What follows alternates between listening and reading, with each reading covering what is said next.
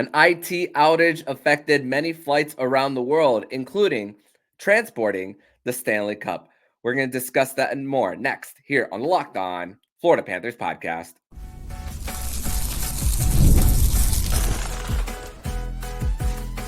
You're Locked On Panthers, your daily podcast on the Florida Panthers. Part of the Locked On Podcast Network, your team every day. And welcome into this Saturday, July 20th edition of the Locked On Florida Panthers podcast, part of the Locked On Podcast Network. We're to your team every day. Thank you for making the Locked On Florida Panthers podcast your first listen of the day. I'm Armando Velez from the Hockey News. You can follow me on X at Monoman12. Follow the show account on X and Instagram at @LO_FLA Panthers. And shout out to the everydayers who come back here and get your daily Florida Panthers fix. Today's episode is brought to you by Game Time. Download the Game Time app, create an account, and use code LOCKEDONHL for $20 off your first purchase. Terms and conditions apply. So, Panther fans, great to be back here to celebrate the Summer of Champions that is the Florida Panthers, and continuing the conversation on the Stanley Cup, where it's going, how guys are celebrating with it, and really the plans too, because there is one player that we are going to discuss what their plans are with the Stanley Cup later on in the program. And today we're also going to discuss more about the trends of Stanley Cup champions. What are the results most likely to happen for Stanley Cup champions going into the next season? That's all on today's schedule here on the show. But Matthew Tkachuk did have an extended time with the Stanley Cup, being in St. Louis.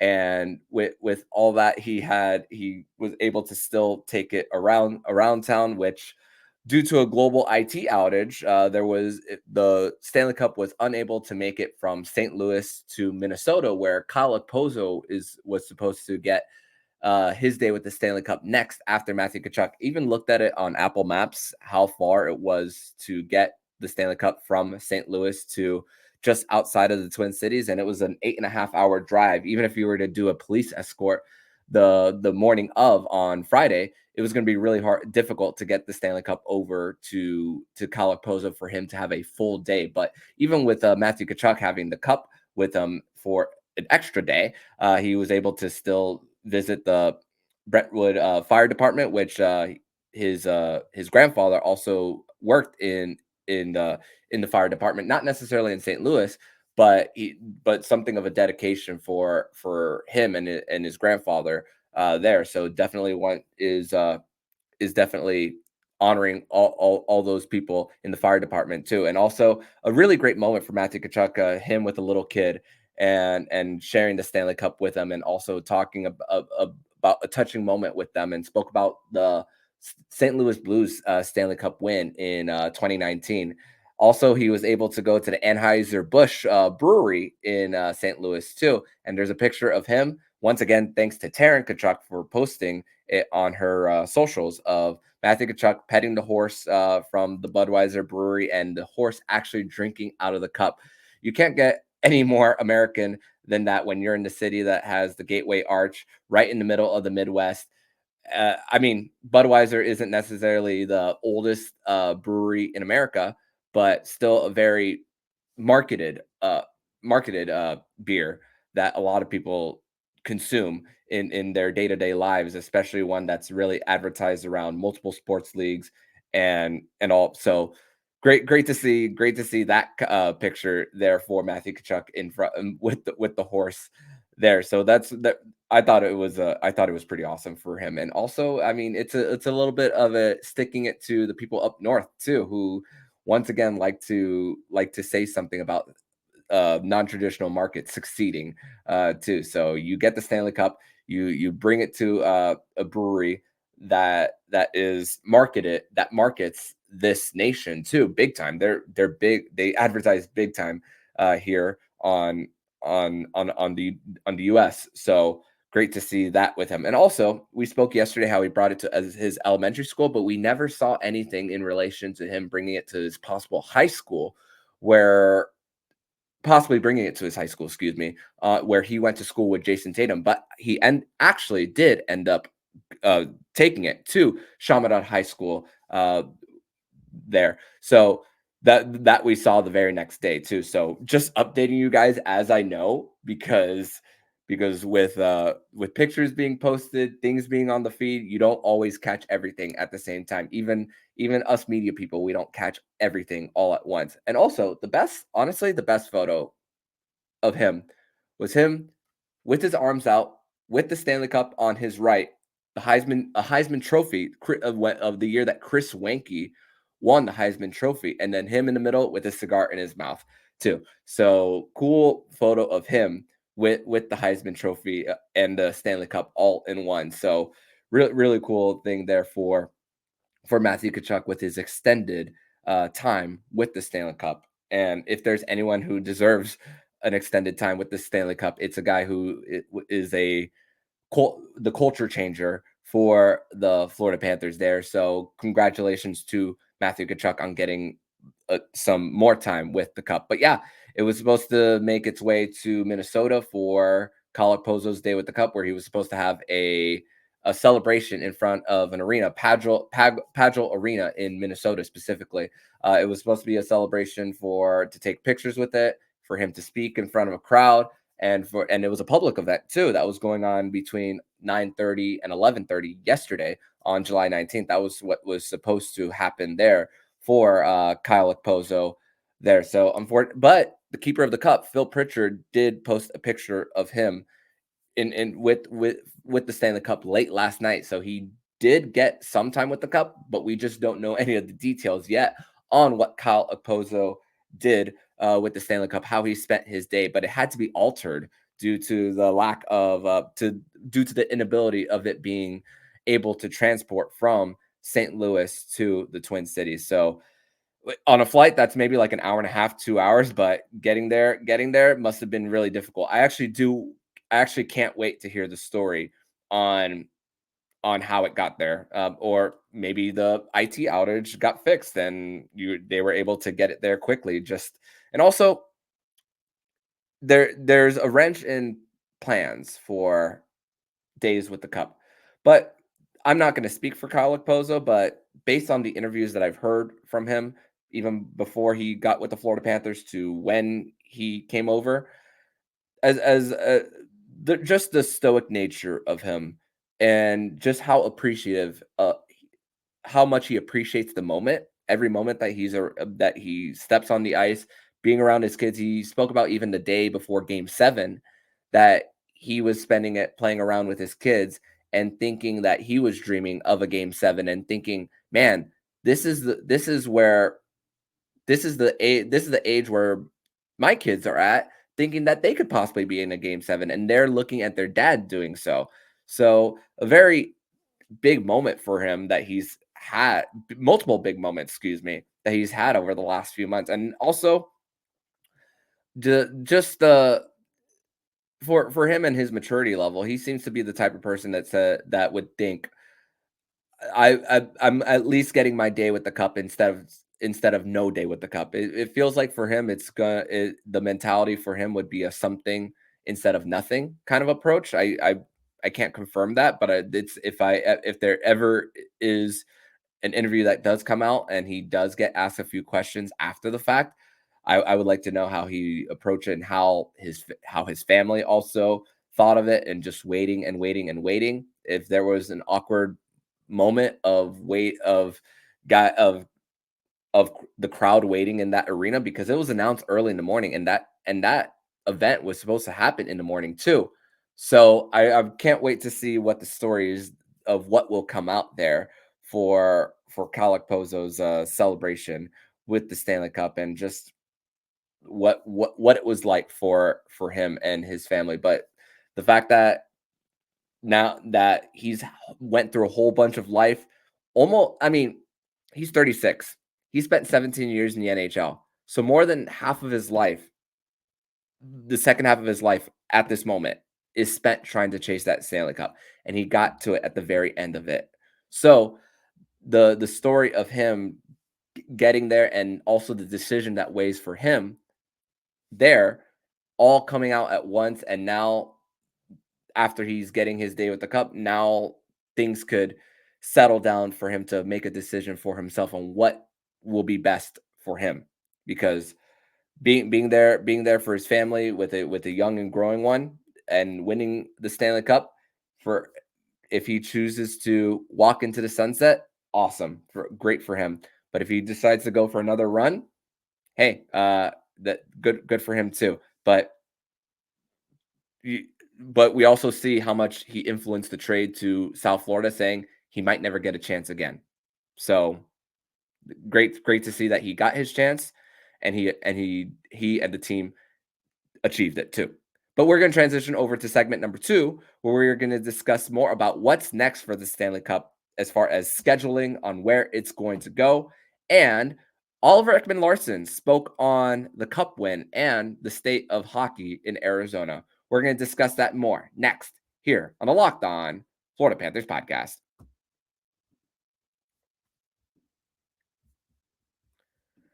Today's episode is brought to you by eBay Motors. Passion, drive, and patience. The formula for winning championships is also what keeps your ride or die alive.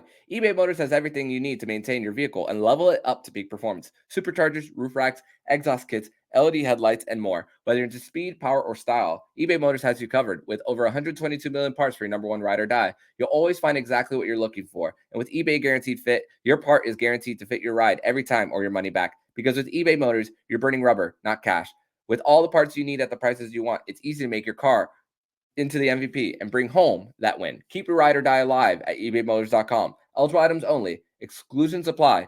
eBay Guaranteed Fit available only to U.S. customers.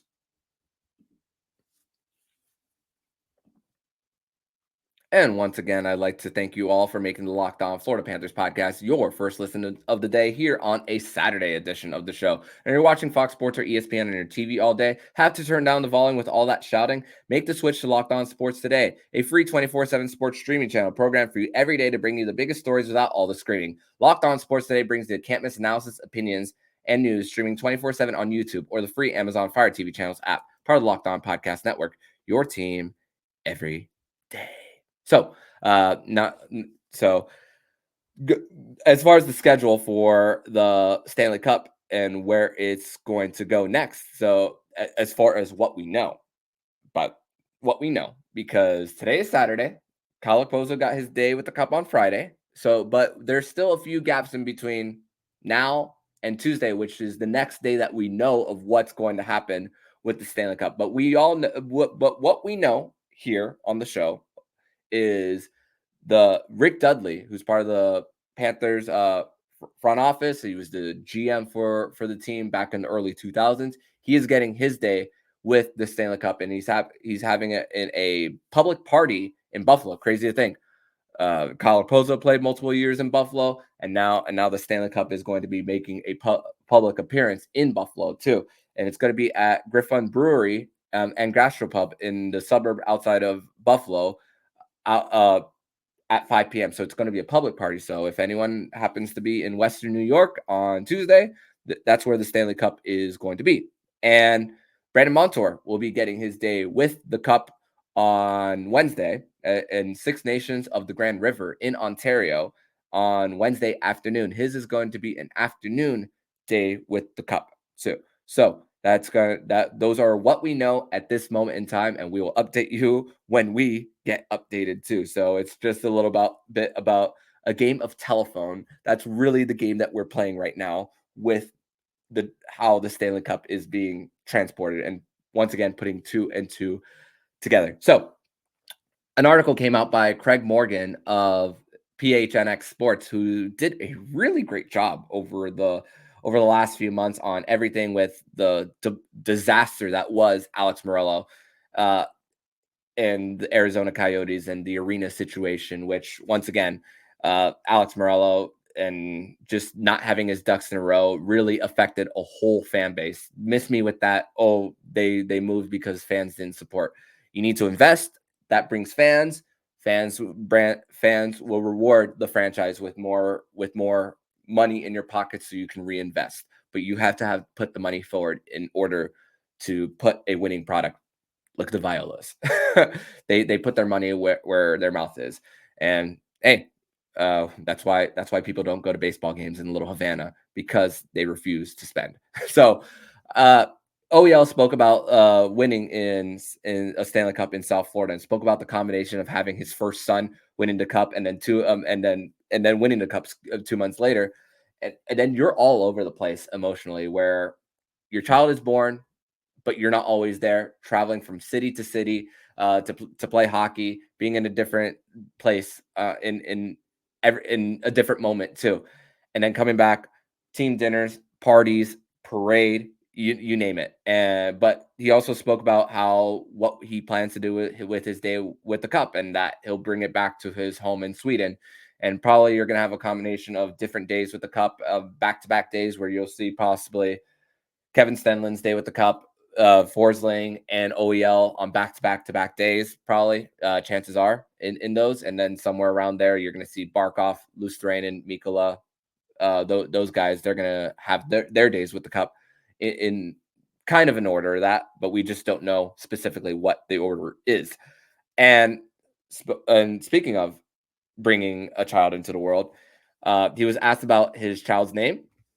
His son's name is Leo, and he actually volunteered why his son's name is Leo, and that is OEL backwards. Very fitting for for OEL, and having his son name that. And also, he volunteered another thing. He wasn't even asked this. He volunteered it himself, saying, "Do you want to know what his middle name is?" And Craig Morgan was like, "Sure." And he said, "Phoenix." So Leo Phoenix Ekman-Larsson is the name of his child, and also goes to show of the connection that he's had with the organization of the Arizona Coyotes / Phoenix Coyotes, because they were changed. The name was changed in the middle of his tenure there, and just where that's a place where he grew up, and and turned from a a teen into a man, and that place has a big part of who he is as a human being, and how to be a pro. And and spoke about how sad it was for him to see multiple guys leave, traded, and then eventually the franchise. And he went there a lot for he was there a lot for hockey reasons, but now the fact that he's not going there anymore, even for fans to embrace him on winning a cup, a fan favorite who was traded. He didn't leave on his own. He was traded himself.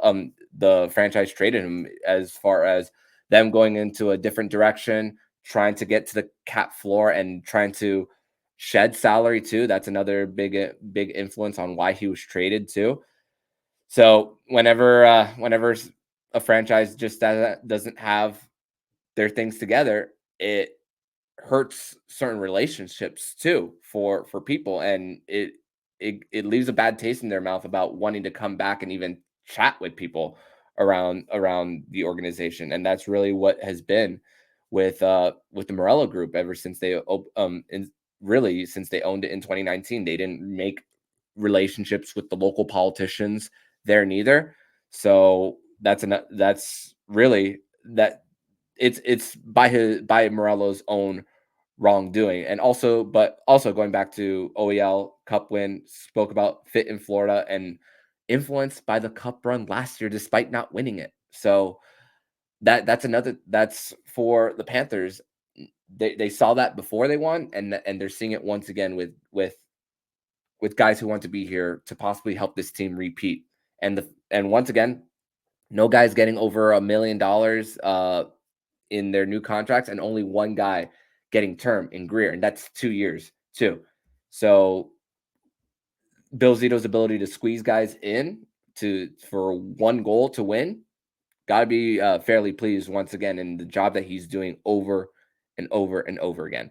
And spoke about the start of the season with Forsling and Montour being out, and the great thing is a personal redemption story about him starting off as the power play quarterback and ending it due to Montour's struggle during it. And spoke about the relationships that went back to Arizona in Shane Doan, franchise legend for the Yotes, and Brad Treliving, who was an assistant GM for the Coyotes and the GM of their AHL affiliate at the time, the San Antonio Rampage, which that was also an affiliate for the Panthers at one time too. So, and crazy to think that whether it's good times or bad, some of the people that you remember throughout throughout your throughout your time there, even though it's a village, there's 50 to 100 plus people in the operations of an organization, but you still remember a few people that you text even though you're in a different place. And thankfully for Shane Doan and Brad Living, that really helped with Oliver Ekman-Larsson's decision to sign with the Toronto Maple Leafs. And the first guy I think of is Mason Marchment. We spoke about last week how he got married in the suit that had an image of Brian Marchment, his dad, on on the inside of it, and also the relationships that he had with people in the Stars organization helped him with signing there and to help him through that difficult time. And also OEL spoke about how the fans deserve better and how much he was hurting too. And also the Yotes. There's so many jerseys posted. Someone posted multiple jerseys, the Kachina jerseys specifically, in a Goodwill in Arizona, and I actually hit up my friend Robin Liano asking her to see if she can find any for me and a whole bunch of our Locked On hosts, but couldn't be found. It looks like they were all sold, as now it is a vintage product. Crazy to think to now call it that, now that it's no longer a part of us. And but for that, and hopefully we can see hockey once again in Arizona uh back and thriving, hopefully. And there's also been talk about whether Shane Doan could be part of a group that brings them back. I know Anson Carter is part of a group that's trying to bring hockey back to Atlanta. Houston has had AHL hockey there with the Houston Arrows. So there's still a lot of competition between multiple markets on trying to expand the NHL. But honestly, based on everything that Gary Bettman spoke about when the sale went through to Ryan Smith and the Smith Group, it looks like their priority is to go back to the Valley of the Sun. But we're going to transition over to segment number 3, where we are going to discuss the trends of Stanley Cup champions in the Cap era. What are the most likely results the year after winning a cup? We're going to discuss that more next here on the Locked On Florida Panthers podcast. Today's episode is brought to you by Game Time. And Game Time is an authorized ticket marketplace for Major League Baseball, which makes getting tickets faster and easier. Prices on the Game Time app actually go down the closer it gets to first pitch. With killer last-minute deals, all in prices and views from your seat, and their lowest price guarantee, Game Time takes the guesswork out of buying MLB tickets. Save up to 60% off buying last-minute tickets to concerts, sports, comedy, theater, and more. And with zone deals, you can save even more when you choose a section and let Game Time pick the seats. You can get a panoramic view of your seat in the app before you buy. It's the lowest price guarantee, or Game Time will credit you 110% of the difference.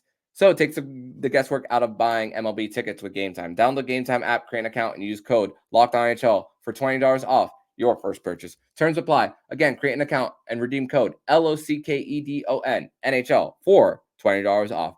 Download Game Time today. Last minute tickets, lowest price guaranteed.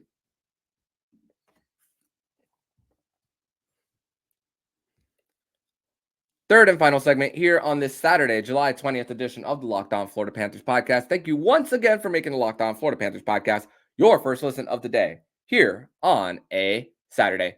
So, this was mostly based on curiosity for yours truly, just to think how often teams make it back to the Stanley Cup final, lose in the second round, miss the playoffs. And basically, I wanted to do this from the start of the Cap era, which was the 2005-2006 season. And that was after the lockout of 04-05, where there wasn't a season played. And crazy to think that when it comes to the two sports that are not as popular or as for them, Major League Baseball and the NHL, a lot of their dip in popularity really happened because of a full, at least in hockey, full season lockout. The Major League Baseball in 1994 didn't have a full season lockout, but their season was stopped a good portion through, and they never had a World Series in 1994. So it's crazy to think how when you take away a sport for a whole year, it really makes it hard for some fans to come back to, or if they do, it takes them a long time to, because there's the trust in a league goes away too. So coming out of that 04-05 lockout, a lot of rule changes happened.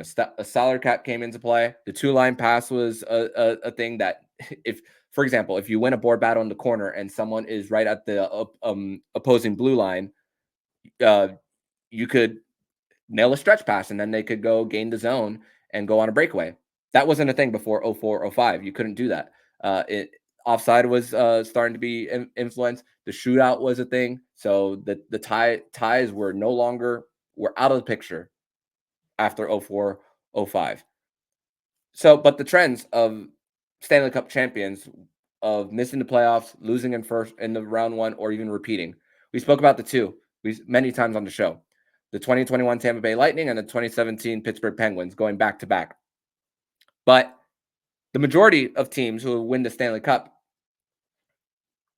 lose in round one. 8 out of the last 18 Stanley Cup champions the very next year have lost in round one. The only 2 teams who have made it to the Stanley Cup final but lost there were the 2009 Detroit Red Wings, which were back-to-back years between Pittsburgh against Detroit, when Detroit was in the Western Conference, and the Tampa Bay Lightning of 2022, which they lost the first 3 games, 1, 2, and then Colorado eventually finished it in 6 on the road in Tampa. The conference final, the 2013 LA Kings and the 2014 Chicago Blackhawks. So back-to-back years of both of them facing in the conference final. So that was a lot of fun hockey there during the early 2010s. But 2 of them have missed the playoffs, including the 2007 Carolina Hurricanes and 2015 LA Kings. That was at the end of their 2 cups in 3 years for them. But for Carolina, for them, point production went down by a lot from Eric Stahl, even though he played a full 82 game season. For Washington, they finally slayed the dragon that was for them, the Pittsburgh Penguins. The Florida Panthers had their own version of it with slaying down the dragon of the Tampa Bay Lightning. So, and this is crazy to think that this is something that we've been talking about and manifesting for years. We even spoke about this in the 2022 offseason. If the Panthers ever want to win a Stanley Cup, they're going to finally have to do it over the Tampa Bay Lightning. And look what happened this year.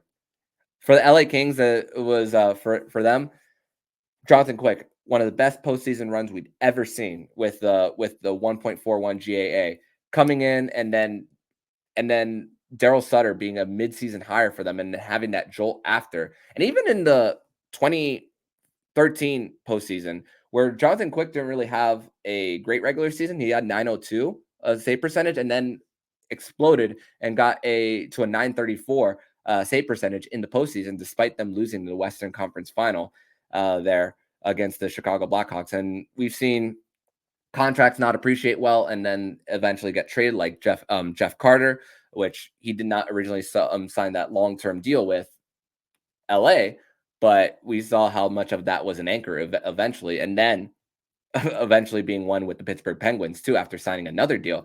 Justin Williams, Mr. Game 7, left 2 seasons after that.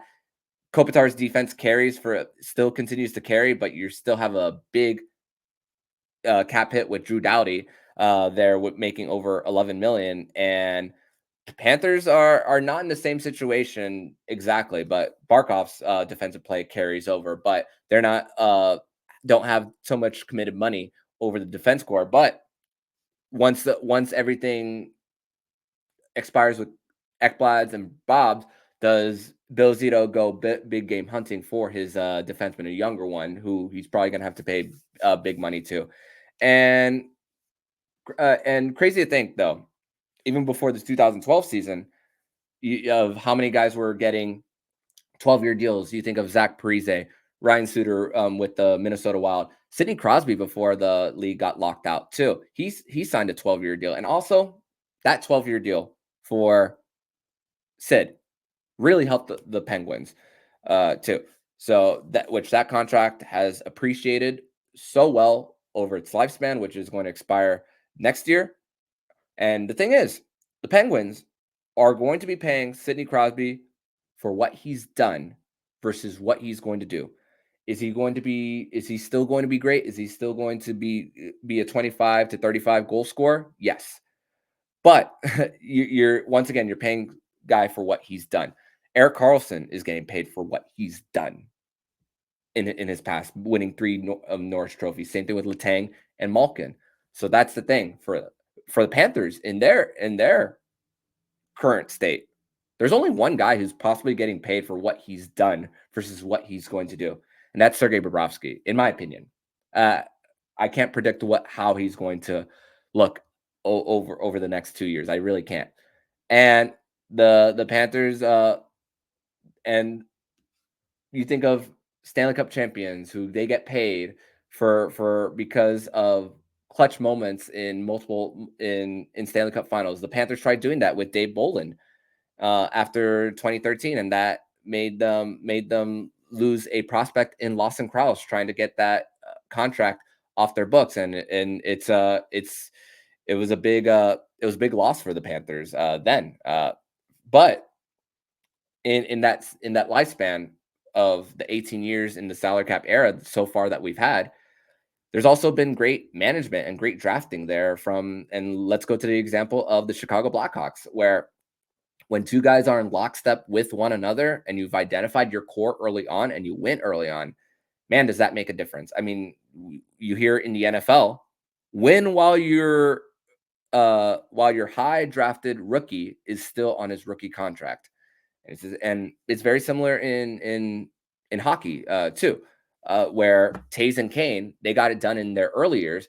Their extensions did not kick in until after they won the cup. They were signed before they won. They signed it on the same exact day in 2009. And then they also signed their contracts, their 8-year extensions, on the same day in 2014 before they won their third cup too. And they've identified talent in the draft too, with getting Corey Crawford and Brent Seabrook in 2003, Duncan Keith in 2002. And it's crazy to think that the Edmonton Oilers tried trading for Duncan Keith to solidify their blue line, but he basically had nothing left too. Duncan Keith, Conn Smythe winner, Duncan Keith too. And also complementing pieces of legends in the game who want to be part of a winning of winning too. Marian Hossa, he was a superstar in Ottawa and Atlanta before coming to the Chicago Blackhawks. He tried cup chasing 2 straight years with Pittsburgh and Detroit. Didn't get anywhere there, and finally got it with Chicago too. Even guys who contributed in a run that didn't contribute to a previous run too. Jake Gensel wasn't part of the 2016 run. He was a big part of that 2017 run too. Will the Panthers, if they do make it back to the Stanley Cup final, will they get a contributor of someone who wasn't part of the 2024 run?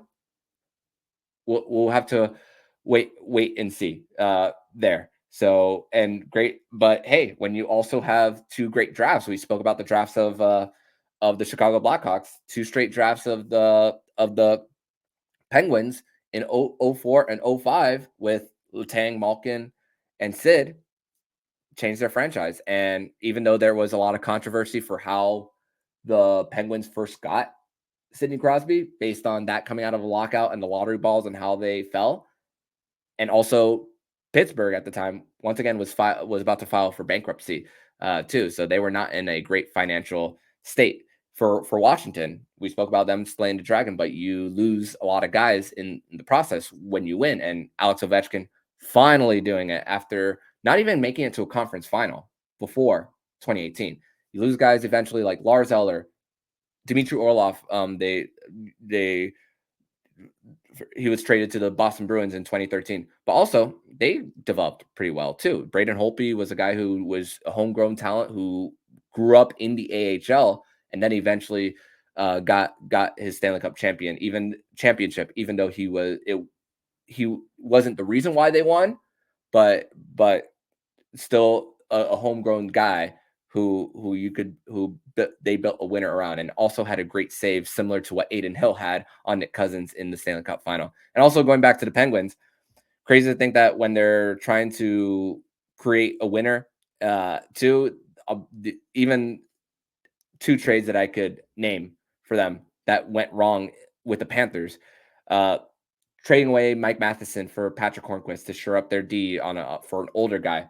Crazy to think. Once again, the Panthers get guys who have made some game-winning plays in Stanley Cup Finals, bringing in Patrick Hornquist and being the first step of changing their identity. But also, without the trade of Nick Bjugstad and Jared McCann, clearing out that salary cap space, which they both had a year left on their contracts at the time, there's no Sergei Bobrovsky in South Florida. Let's not forget that. And Nick Bjugstad was a fan favorite too. He was part of that original rebuild, the Dale Talon rebuild too. And unfortunately, they had to let him go. So two different GMs making two different trades with the Penguins ended up turning out really well for the Panthers. It's not just that game 81 that Pittsburgh lost to the Chicago Blackhawks, who were obviously tanking. But going back to Pittsburgh and Washington, I like what they've done in the offseason, adding Pierre-Luc Dubois, Jacob Chikrin, Andrew Mangiapane, Matt Roy. Even though Charlie Lindgren won't get you through these next few years as for contending for a cup, you're still helping Alex Ovechkin at least get closer to Wayne Gretzky's goal record, which he's 42 goals away. So it's not likely going to be this season, but next season. Also, the Panthers are not in a position right now where they have to say goodbye to a heart and soul guy. St. Louis, 2 years after they won the cup, they said goodbye to Alex Pietrangelo because they didn't want to pay him. And look how that's affected them since. Now, one of their replacements, after losing Pietrangelo, Torrey Krug, a lot of money tied up, can't really move him. Tried to move him last year to Philly to get Kevin Hayes as part of the mix, but Krug ended up not being part of that trade, using his no move clause to deny it. Also, currently with the Tampa Bay Lightning with Steven Stamkos, they lost him, heart and soul guy. And for the Panthers, for the Lightning, it's a big dent and drops the mood around the fan base and possibly in the locker room of who you got to think who's going to step up vocally. I'm going to assume it's Victor Hedman, but you just can't replace the main voice. And the Panthers are not in that position where they're losing a main voice in their locker room with the guys locked up too. So that's a great thing for the Panthers in their state of trying to come back with these trends and what the guys have lost, what the other Stanley Cup champions have lost. So the Panthers, it looks like when the door is still slightly open, but not officially closed too. So based on everything and the trends, I'm sure Bill Zito has definitely looked at this and evaluated this and thought about what can I do to prevent from falling from grace after winning a championship. That's going to do it for this edition of the Locked On Florida Panthers podcast. Thank you once again for making the Locked On Florida Panthers podcast your first listen of the day. We will be back with you guys on Monday to discuss more about the Cup, the trip around the North America at this point in time, and more stories around the Summer of Champions. But in the meantime, if you like what you're hearing, please subscribe to the podcast to be notified every single time the Locked On Florida Panthers podcast jumps into your podcast feed. Don't forget to also subscribe to the other shows on the Locked On NHL network, including Locked On NHL, Locked On Fantasy Hockey, Flip Livingstone and Stu Roden, and Locked On NHL Prospects. Thank you once again for making the Locked On Florida Panthers podcast your first listen of the day. So I'm Armando Velez, signing off. And you've been listening to Locked On Florida Panthers podcast, part of the Locked On Podcast Network, where it's your team every day.